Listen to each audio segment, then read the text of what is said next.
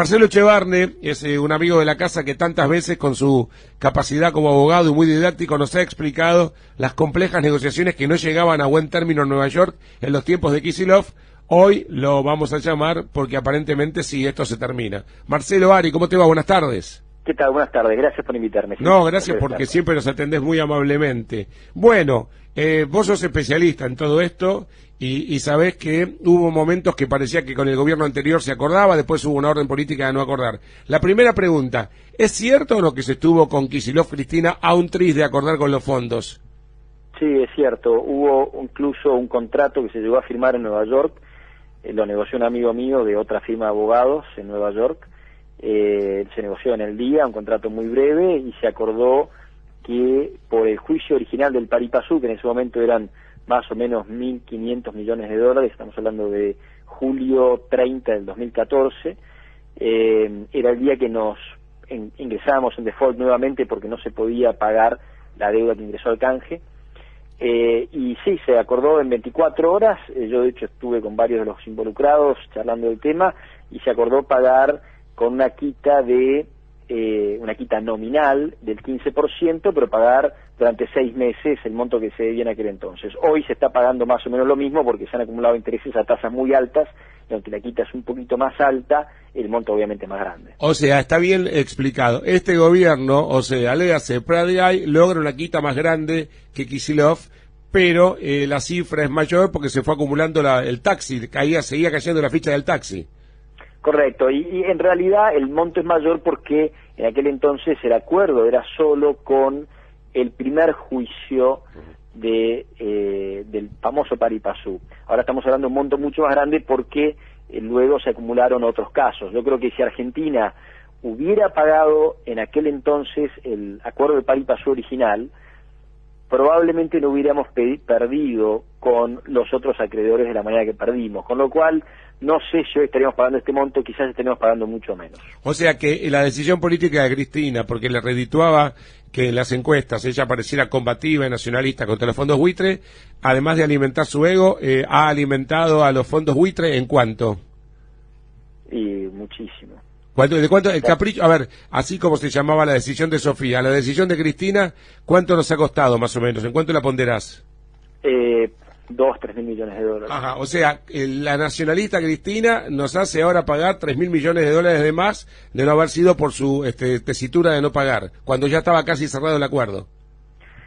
Sí, yo no sé por qué motivos esa parte... Bueno, siempre se dijo que empezaron a medir que a la gente le gustaba ese discurso, que a la gente le gustaba que Cristina dijera no a los fondos buitre, no vamos a pagarles, hay otras prioridades, y la gente enseguida mezcla todo y te dice, claro, no hay para hospitales, pero hay para los fondos buitre, y no entiendes que si seguís en default no va a haber ni para hospitales ni para nada. Pero bueno, hay que educar al soberano, no ser demagogo, y no todo el mundo se dedica a hacer eso. Hay muchos que aprovechan para volar bajito y explicar las cosas de una manera muy, pero muy básica. Entonces la gente dice, ¿viste? No hay plata para levantar el mínimo no imponible, pero le pagan a los fondos buitre. Pero claro, o no les gusta la economía o no les gusta el sentido común, pero bueno, es otro tema.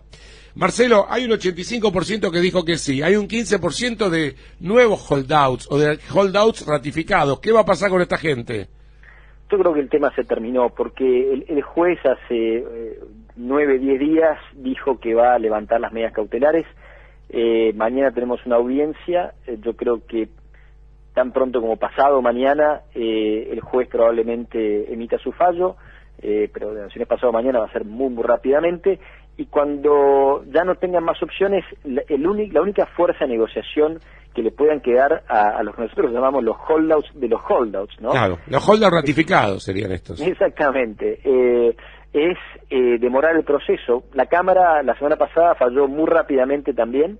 La velocidad de la Cámara sugiere que también están para terminar con este tema. Es cierto que la Cámara dijo que tiene que haber un proceso de apelación y que en ese proceso de apelación el levantamiento de las cautelares de Iglesia se tiene que suspender, tiene que haber un stay. La gente en Argentina habla de stay todos los días como que fuera algo que no es. En realidad el stay quiere decir suspender una medida judicial. La medida del juez la tendremos pronto, la van a suspender, y mientras se suspenda el problema es que Argentina no va a poder acceder al crédito. ¿Y cuánto puede demorar este proceso? y bueno, esta gente podrá demorar el proceso 2-3 meses más, pero yo creo que en la Cámara se va a resolver muy pronto y van a confirmar lo que dice Griesa. Ajá, y esta fecha, este deadline de 14 de abril, Argentina tiene que salir ahora porque no va a pagar con reservas, tiene que juntar 4.653 millones de dólares antes del 14 de abril, ¿es así? Correcto. Bueno, ¿y por qué se decía que iba a emitir deuda por 15.000 si tiene que pagar 4.500? Bueno, porque estos 4.500 en realidad es solo con un grupo de los bonistas, que tenían sentencias de distinto tipo. En total, nuestro cálculo nos daba, y obviamente no tenemos los números tan precisos como el Gobierno Nacional, pero la auditoría que hicimos nosotros nos daban sentencias por un poco menos de 10.000 millones en Estados Unidos, de monto a pagar, según la oferta que hicieron, menos de 10.000 millones por las sentencias de Estados Unidos, los bonistas italianos y algunos otros bonistas que estaban dando vueltas.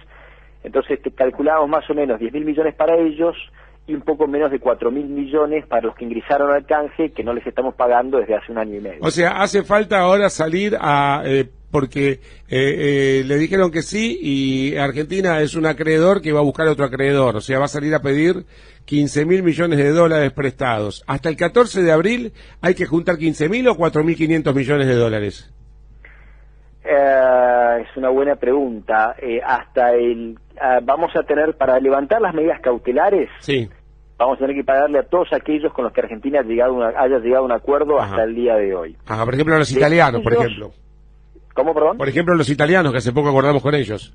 Por ejemplo, no, para el juez Griesa no es relevante si le pagamos o no a los italianos. Fue relevante para ver la buena fe de Argentina, pero no fue relevante a los fines de determinar el levantamiento de las cautelares. Para levantar las cautelares, Argentina le tiene que pagar a los que litigaban en Nueva York y con quienes llegó a un acuerdo antes de hoy, o hasta hoy.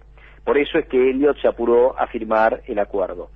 Entonces se había fijado esta fecha, Griesa dijo que firma con Argentina antes del 29 de febrero, tiene que cobrar antes de que nosotros levantemos las cautelares. Ahora Argentina tiene un mes y medio para conseguir el dinero para pagarle a Elliott, es un condicionamiento adicional, no sabemos qué es lo que dicen los otros contratos, cada contrato tendrá un parámetro. Correcto, vamos a suponer que la exigencia más próxima es 14 de abril, hay que levantar un cheque de 4.500 millones de dólares. ¿El mercado le va a prestar a la Argentina y le va a prestar en todo caso a qué tasa? Este año es un año muy particular, el mercado está muy complicado. En enero, que es el año donde todos los emisores soberanos colocan deuda en el mercado, solo vimos 4 colocaciones, algo muy, muy inusual. El mercado está muy mal, el mundo está muy complicado. Argentina parece ser hoy la niña bonita del mercado. Claro. El mercado se enamoró de Argentina y eso hace que Argentina esté en una situación distinta que el resto de los países emergentes. Claro. Curiosamente estamos a contramano del mundo igual. Bueno, porque cuando los países emergentes se expandían en los últimos años nosotros nos retrajimos, nos aislamos. Totalmente, Argentina tiene una economía que no tiene deuda, donde hace falta muchísima inversión y toda esa necesidad de capital que no ha llegado y que podría haber llegado y llegó a nuestros países vecinos, va a llegar a Argentina quizás en menor medida, y eso es la pérdida de la cual habla el ministro, y llegará. Ahora, ¿a qué tasa saldrá Argentina? Yo creo que de acá a un mes y medio no vamos a ver, me parece a mí, una reducción de la tasa significativamente sobre los montos que paga. O sea, no nos van a cobrar el 6, el 7, nos van a cobrar el 9, ¿cuánto nos van a cobrar? No, yo creo que vamos a estar entre el 6 y el 7. Si emite a 10 años bajo ley de Nueva York, yo me imagino que vamos a estar entre el 6 y el 7, sin duda abajo del 7, pero yo me imagino que de acá a fin de año, si el gobierno continúa haciendo las cosas que está haciendo bien, Argentina se debería endeudar abajo del 5. Correcto. Y lo último, Marcelo, ¿por qué razón es una buena noticia que hayamos llegado a un preacuerdo con los fondos especulativos, buitre o holdouts? Yo creo que si esto nos salió un poco más, un poco menos, el otro día le decía a alguien, esto quizás es un mal acuerdo pero un excelente negocio. En Argentina, para mí lo importante, es cierto que el ministro dice, si queremos salir gradualmente del problema que heredamos, necesitamos que alguien nos financie hasta que tengamos ingresos propios, y eso va a ayudar a que tengamos una recesión más grande o una crisis que podríamos tranquilamente tener.